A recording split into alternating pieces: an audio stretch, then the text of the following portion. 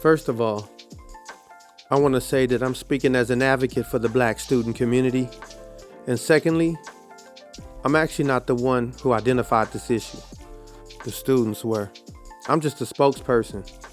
That's all I am. You see, in my line of work, I talk to high school students all the time across the district at different schools, specifically Black students, but because we're not a monolith, I'm talking with advanced learners, students with IEPs, disabilities, dealing with homelessness and foster care, about their educational experience and how we can improve. And one thing that's common among all of them is the questions that they ask me, like, Mr. King, why don't we ever learn about healthcare and health insurance, or personal credit and credit cards, or local laws, or how to buy a house, or even how to just make my money work for me? There was a study that was conducted on the 10 general skill areas that every young person should have, and I thought this was interesting. Now, I'm not going to go into all 10 of these, but there are 4 of them that I really want you to pay close attention to, because they're in alignment with what the students said. Knowledge of healthcare, obtaining legal counsel, obtaining housing, money management. Yeah. These kids are so brilliant. They know exactly what's missing. And the more that I'm having conversations with them, the more that I realize the place that we send them the most to learn the most is teaching them the least about a specific set of skills that they feel are important for them to navigate adulthood, and that there is a big need for real life skills education in their schools.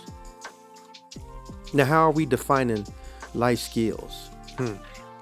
Well, you know, us adults, we like big definitions with big academic words like psychosocial.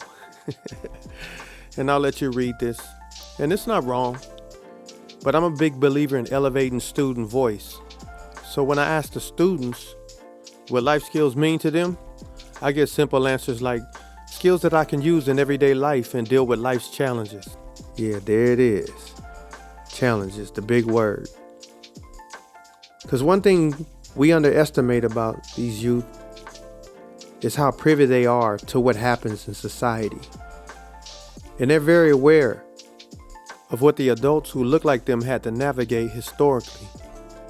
And they're also aware that these same adults that they look up to and respect had a set of skills that they're gonna need. And what they tell me is when they're looking at today's society, they're seeing similar challenges that their pioneers had to face, and anticipating that they'll have to face them one day too. I'm human, not a Hugh. And getting a job is cool. Having a career is great. But that's not necessarily going to teach me those skills. And even then, the way schools expose me to this, there's no cultural responsiveness that's helping me gain those skills. Go to college, get you a degree and an education. Yeah, that's great. But my question is being a content expert really gonna prepare me for all of life? You see, I'm just a dad myself. I have a daughter, 22 years old, already gone through the public school system. As you can see, we like to have fun. I think joy is important. Matter of fact, I think joy is actually a life skill that's necessary. But when she came to me for the first time as an adult and was like, I'm about to go out with my friends, I'm like, whoa, hold up. Well, okay. First thing you need to know is to keep your head on a swivel. Second thing, you should like, hold up, wait, what? Keep my what? And I'm like, there's a whole new set of skills that as a concerned father that I need her to learn. I need her to know that there are some realities in society that we just can't ignore. So it's important that you know your surroundings, aware of where you are at all times, knowing how to handle yourself, being able to recognize mannerisms and behaviors that don't line up, and to follow your gut. And so I'm always listening. Every single time she speaks, I'm listening for an opportunity to educate. And it seems like schools are more in the business of making decisions for students, instead of preparing them early on when they first come in. Like, make a plan. I get it. Make a plan.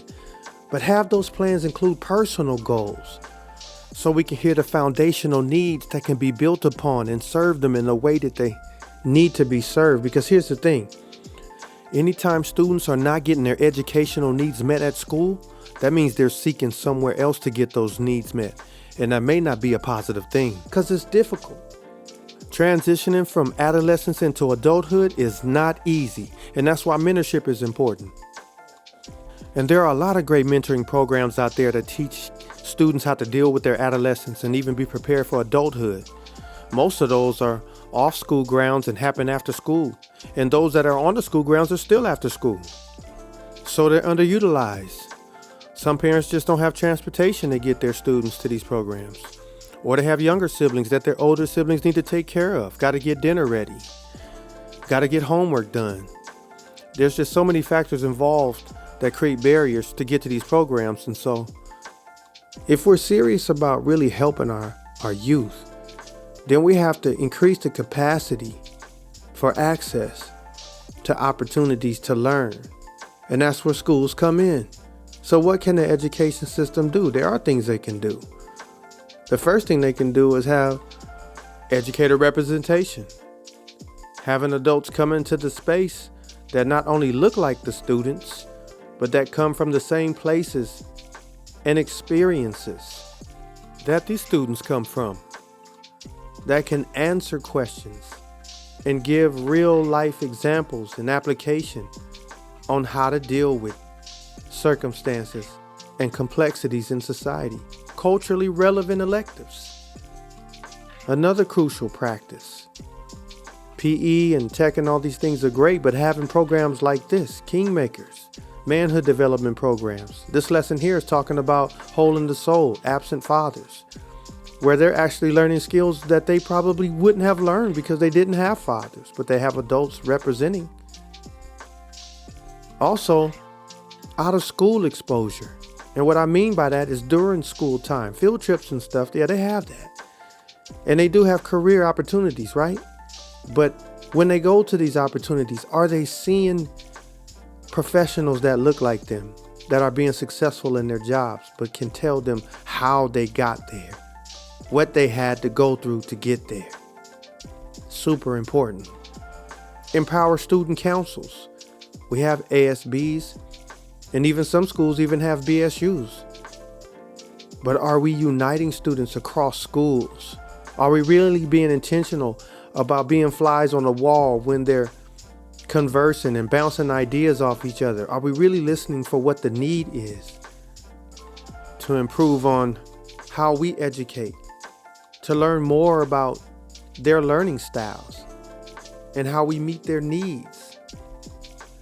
And here's the beautiful thing, because the bigger picture is when you have practices that you're putting in place that are meeting the needs of specific student groups, especially if those practices are giving students the tools and the skills to be successful, and when they're implementing those, you're starting to see that growth and success, then what you're doing is you're creating a template for a system that can be shaped and formed for any student group.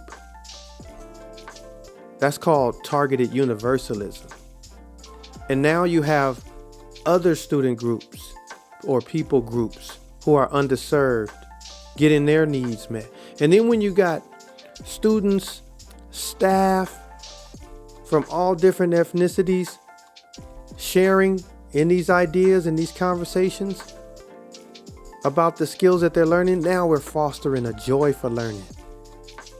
And anytime you're fostering a joy for learning, the miracle that's taking place in that space is that there is a building of real community, strong community. And strong communities build strong communities. So let's recap. So how do we build access to real life skills for Black students in the education system? Educator representation, culturally relevant electives, out of school exposure, and lastly, empower student council. And these are skills that I believe will not only improve the educational experience of students, but it will give them what they need to be successful adults as they navigate the tough and complex elements of being an adult. That is my story, and I'm sticking to it.